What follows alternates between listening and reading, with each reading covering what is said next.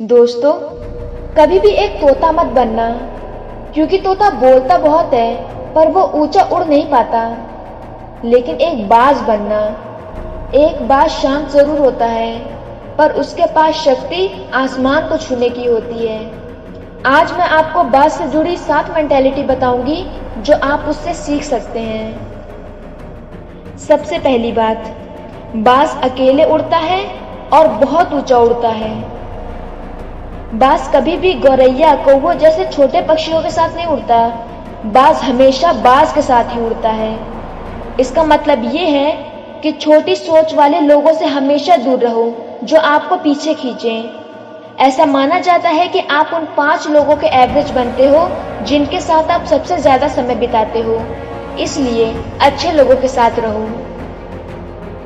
दूसरी बात, बाज के पास बहुत ही स्ट्रॉन्ग और क्लियर विजन होता है।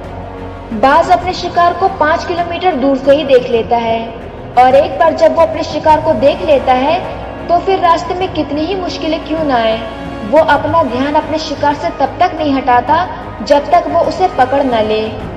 अपनी लाइफ में एक ऐसा ही विजन रखो और फोकस्ड रहो।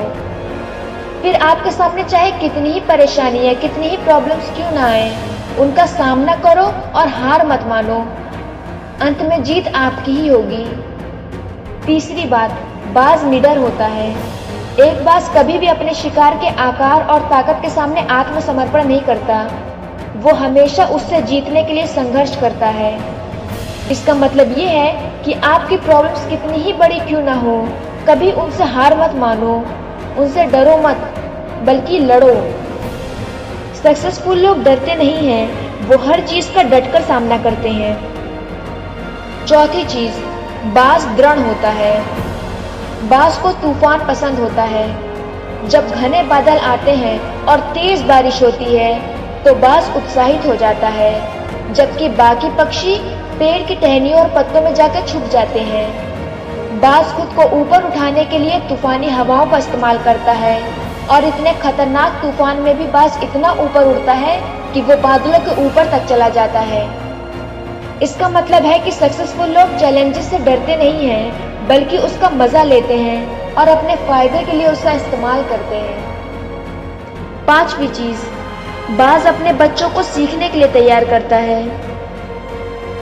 बाज अपने घोंसले से मुलायम घासों और पंखों को हटा देता है ताकि उसके बच्चे अनकंफर्टेबल हो, नहीं तो वो उसमें ही रहना चाहेंगे। बाज जानता है कि वो सबसे ऊंचा उड़ने के लिए है, इसलिए जब उसके बच्चों के लिए उस घोंसले में रहना मुश्किल हो जाता है तो वो उड़ना सीख लेते हैं। इसी तरह हमें भी अपने कंफर्ट जोन से बाहर निकलने की ज़रूरत है, क्योंकि इससे बाहर आके ही जिंदगी में हम ऊंचा उड़ पाएंगे। छठी चीज, बाज कभी भी मरे हुए जानवर को नहीं खाता। वो उसी जानवर को खाता है जिसका वो जिंदा शिकार करता है। इसका मतलब ये है कि हमारा जो भी पास्ट है वो मर चुका है। जो भी चीजें, जो भी यादें आपको दुख पहुंचा रही हैं, वो आपके पास्ट का हिस्सा है, और पास्ट मर चुका है। और जो मर चुका है उसके लिए अफसोस करने से क्या होगा। इसलिए अपने पास्ट को एक्सेप्ट करो और अपनी लाइफ में आगे बढ़ो, और अपने मरे हुए पास्ट की तरफ कभी मत देखो, उस बाज की तरह। सातवीं चीज, बाज में जीवन शक्ति होती है। जब एक बाज बूढ़ा हो जाता है तो उसके पंख कमजोर हो जाते हैं। अब वो इतना ऊंचा नहीं उड़ पाता जितना उसे उड़ना चाहिए।